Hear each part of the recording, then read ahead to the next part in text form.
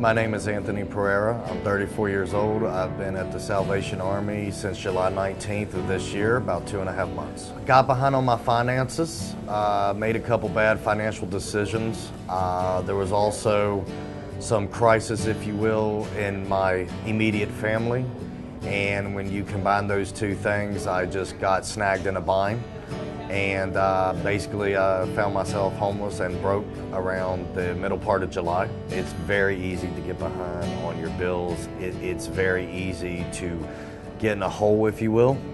And once you get in a hole, sometimes you start panicking more.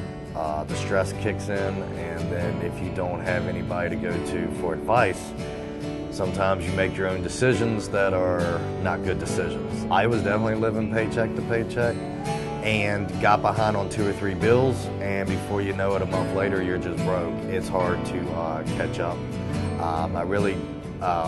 Most of my relatives are dead. For the last couple of years, I couldn't save anything because of cost of living going up, life expenses. It seems like the last 3 or 4 years, life has gotten a lot more expensive. Moved out of my apartment.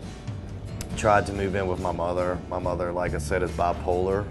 Mentally, she can become very violent and very sporadic. She definitely physically was abusive to me. Started hitting me in the middle of the night, throwing things to me, whatnot. She's really the only relative I have left. So on top of that, having to deal with that situation because she doesn't take medication for her symptoms, I did not have hardly any money saved up in the bank. Yes, I do work, I do have a full-time job, but when you're 3 months behind, something's got to give, and that's what gave.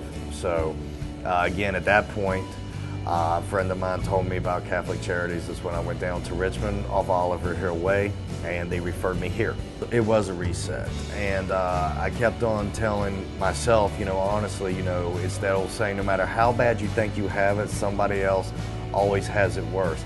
And my preacher at my church reminded me of something. He said, even though you're in a shelter, do you know you're living better than 50% of the world's population, even being here?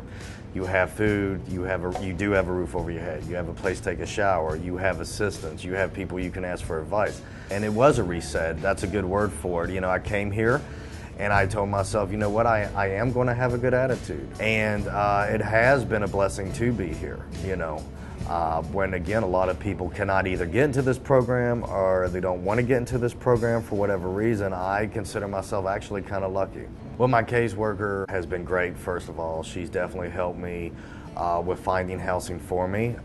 They basically located an apartment for me about 15 minutes from my work. So number one, I'm ecstatic, I'm saving gas money. She was very quick to help me with that location.